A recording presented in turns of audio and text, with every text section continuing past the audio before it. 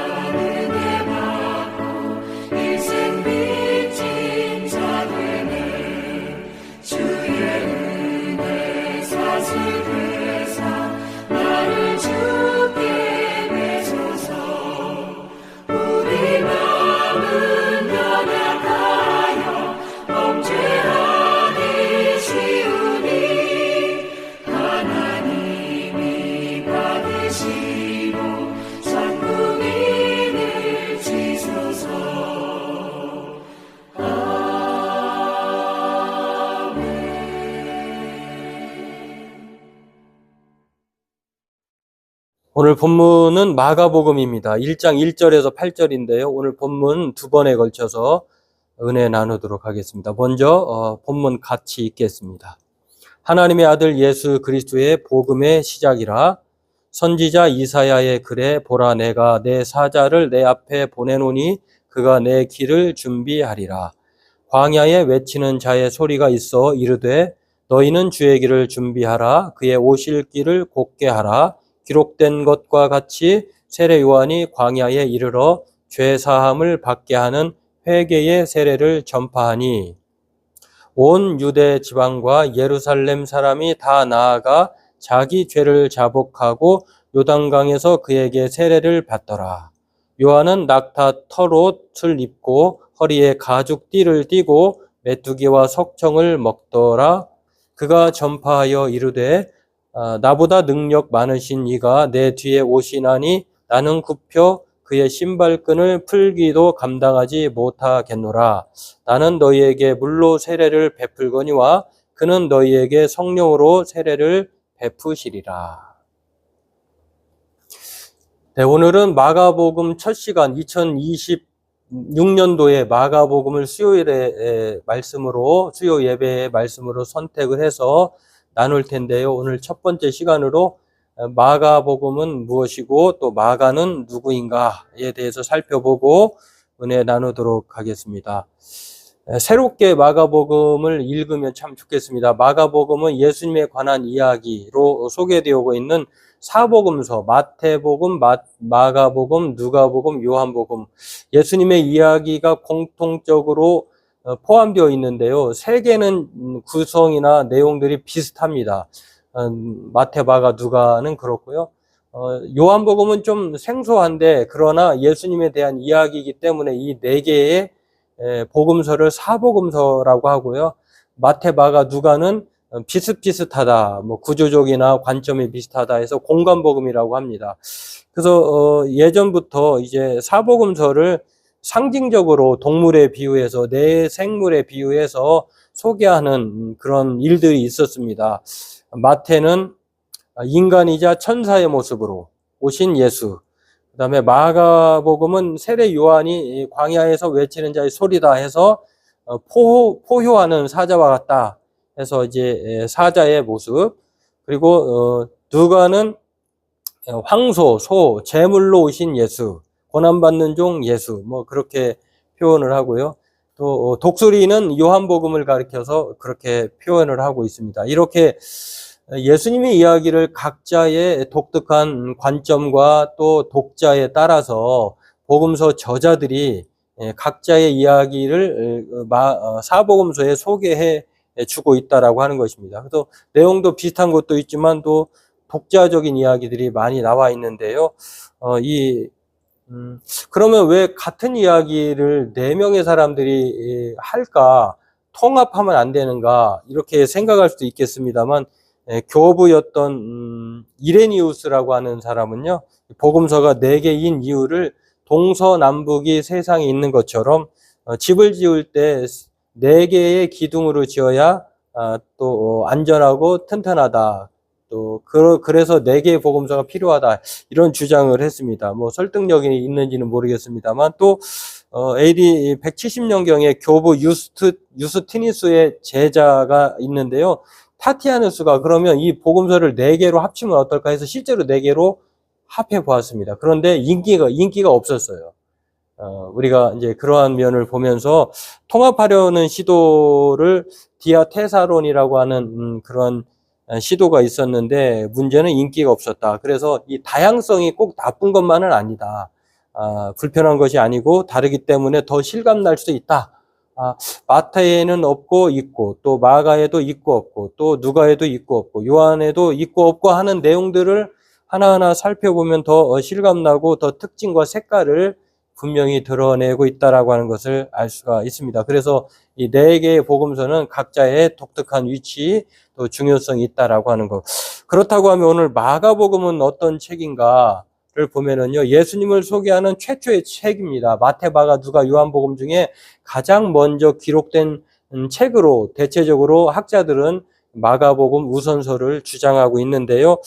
특정한 지역, 갈릴리나 또 시리아, 전통적으로 또 알려진 로마의 그리스도인들에게 이 마가복음이 쓰여졌다라고 하는 것입니다. 독자들이 로마의 그리스도인들, 특정 지역, 뭐 갈릴리나 시리아에 살고 있는 전통적으로 로마의 그리스도인들, 로마인으로 살아가고 있는 그리스도인들에게 하나님의 아들 그리스도 예수에 대해서 소개하는 책이 바로 마가복음이다라고 하는 것입니다. 그럼 무엇을 소개하느냐? 예수 그리스도가 왕으로 오셨다고 하는 것입니다. 다시 말해서 황제가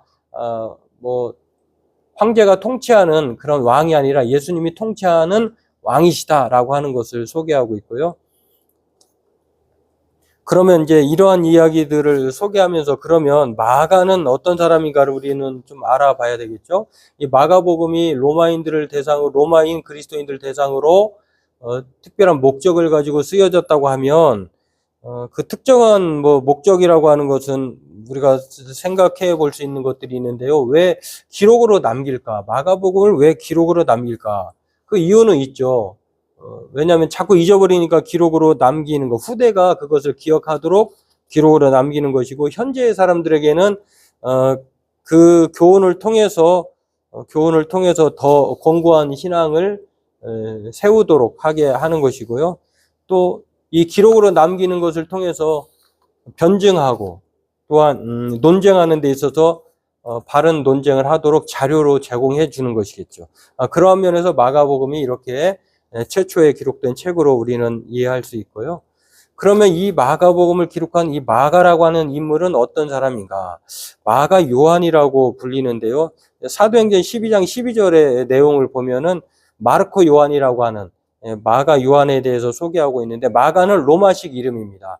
마가는 로마의 이름으로 우리나라의 일본식 예전에 일본의 일제하에서 일본식 이름과 한국식 이름이 동시에 가지고 있는 것처럼 당시에 로마의 지배하에 있던 이 유대인들은 두 가지 이름을 가지고 있었다라고 하는 것입니다. 마가는 로마식, 요한은 유대식 이름. 그래서 마가 요한이다. 그러니까 마가와 요한이 다른 인물이 아니라 같은 사람인데 로마식으로는 마가, 유대식으로는 요한이다라고 하는 것입니다.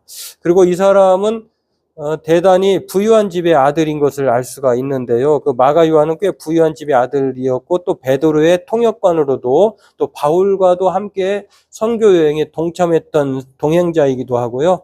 또 바나바의 조카이기도 하고 그럼에도 불구하고 바울과 선교 여행 중에 예루살렘으로 도중 하차한 아주 치명적인 그런 오류를 가지고 있는 중도에 하차한 사람인 것을 알 수가 있는데 거기서 인생이 끝나느냐? 그렇지 않습니다. 왜냐하면 마가 요한은 선교 도중에 도망갔다고 하는 유약한 모습을 보인 사람이기도 하지만 나중에 바울의 고백 속에 그를 알 수가 있는데 대단히 유익한 사람이고 자신의 동역자다라고 하는 내용들을 소개하는 것을 볼 수가 있습니다.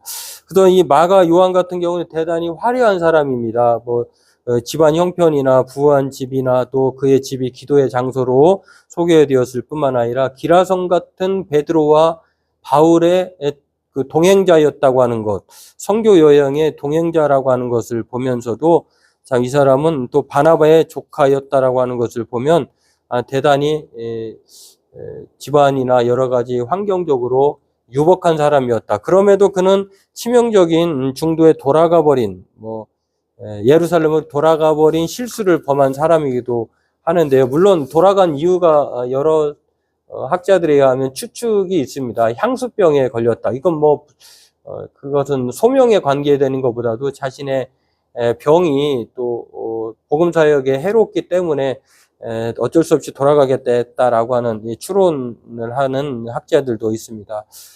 또 한 가지는 바울과 바나바가 갈라섰는데 바나바의 조카라고 했잖아요. 그렇기 때문에 같이 있을 수 없었을 것이다 라고 하는 것인데 그러나 이러한 오점을 극복하고 나중에 마가 요한은요 동역자 유익한 사람으로 꼭 필요한 사람으로 긴밀한 관계에 놓여 있는 것을 알 수가 있습니다. 그렇습니다. 마가는 처음에는 실수와 유약한 사람이었지만 나중에는 굉장히 유익한 사람, 바울의 동역자의 관계를 회복한 발전적인 사람, 성숙한 사람으로 변해 있다라고 하는 것입니다. 오늘 저와 여러분들도 이 마가복음이 우리에게 유익함을 주는 정말 색다른 면이 있다고 하는 가장 짧은 책이거든요. 그러나 가장 짧은 책이면서도 가장 예수 그리스도에 대해서 압축적으로 말해주는 새해의 시작을 2026년의 시작을 이 마가복음과 함께 하면서 우리도 마가와 같은 사람이 되기를 소원하는 것을 생각해 볼 수가 있겠습니다. 그래서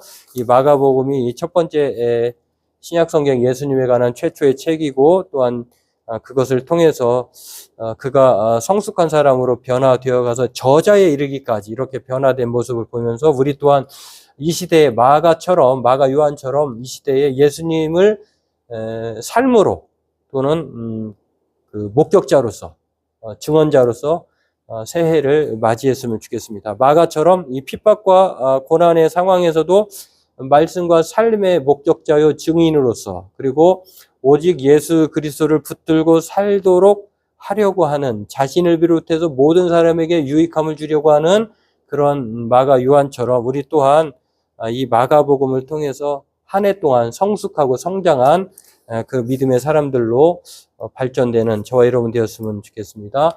오늘은 이 첫 번째 시간으로 이렇게 마가복음이 무엇이고 마가가 누구인지를 살펴보고 그렇게 이 시간을 마치도록 하겠습니다. 다음 시간에는 본격적으로 마가의 복음, 마가가 이해한 복음에 대해서 오늘 본문을 통해서 살펴보고 은혜 나누도록 하겠습니다. 우리 같이 함께 기도하겠습니다. 하나님, 2025년을 마치면서 또한 2026년의 새로운 말씀으로 마가복음을 시작하려고 합니다. 짧지만 그러나 이 마가가 우리에게 주는 교훈의 말씀을 생명의 말씀으로 받아들이고 우리의 성숙한 신앙에 도움이 될 수 있도록 함께 말씀을 사모하며 또한 그 마가복음을 읽어 나가면서 성령께서 주시는 은혜를 깨닫고 그렇게 살아가는 매주 맞이하는 수요 예배가 되게 도와주옵소서. 2025년을 은혜 가운데 마치게 하시니 감사합니다. 2026년도 새롭게 더 성숙한 말씀과 함께하는 우리 군포 자유교 성도들로 인도해 주옵소서. 감사하며 예수님의 이름으로 기도하옵나이다. 아멘. 네, 교회 소식은 특별한 소식은 없고요. 2025년도 오늘로 마치게 되는데요. 2026년 새롭게 시작하는 그리스도와 함께 말씀과 함께 성숙함을 나타나는 한 해로 보내기로 소망하는 저와 여러분 되기를 바라겠습니다. 우리 찬송가 216장 찬송 부르고 주님이 가르쳐 주신 기도하심으로 예배를 마치도록 하겠습니다. 찬송가 216장 함께 찬송하겠습니다.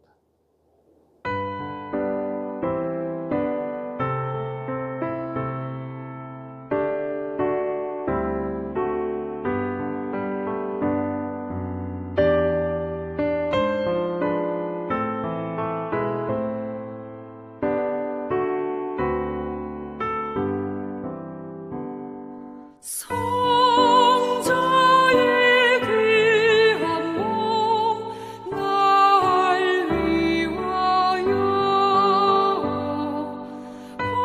버리신 그 사랑 고마워라. 내 머리 숙여서 주님께 비는 날 너무 주님께 바치리까.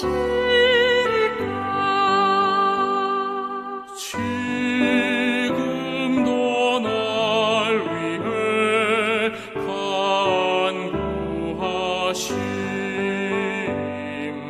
이 어두운 믿음이 없나니 주님의 참사랑 고맙고 놀라워 찬송과 기도를 쉬지 않네.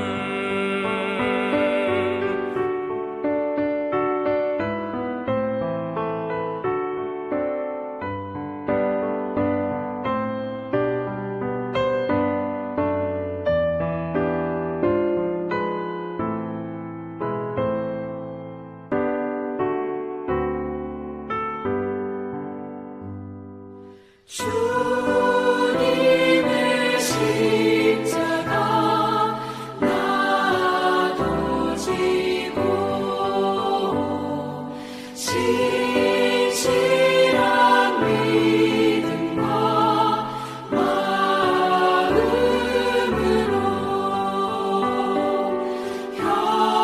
형제의 사랑과 친절한 위로를 위에나 베풀게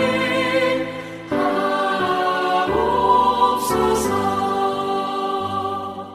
만 가지 은혜를 받았으니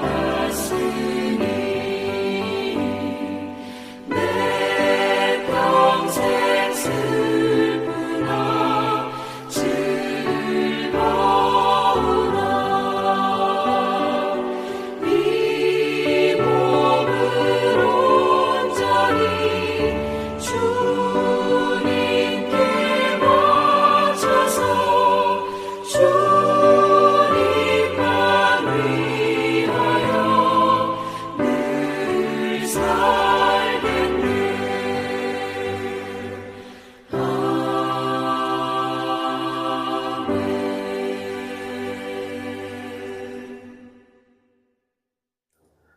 하늘에 계신 우리 아버지의 이름을 거룩하게 하시며 아버지의 나라가 오게 하시며 아버지의 뜻이 하늘에서와 같이 땅에서도 이루어지게 하소서. 오늘 우리에게 일용할 양식을 주시고 우리가 우리에게 잘못한 사람을 용서해 준 것 같이 우리 죄를 용서하여 주시고 우리를 시험에 빠지지 않게 하시고 악에서 구하소서. 나라와 권능과 영광이 영원히 아버지의 것입니다. 아멘.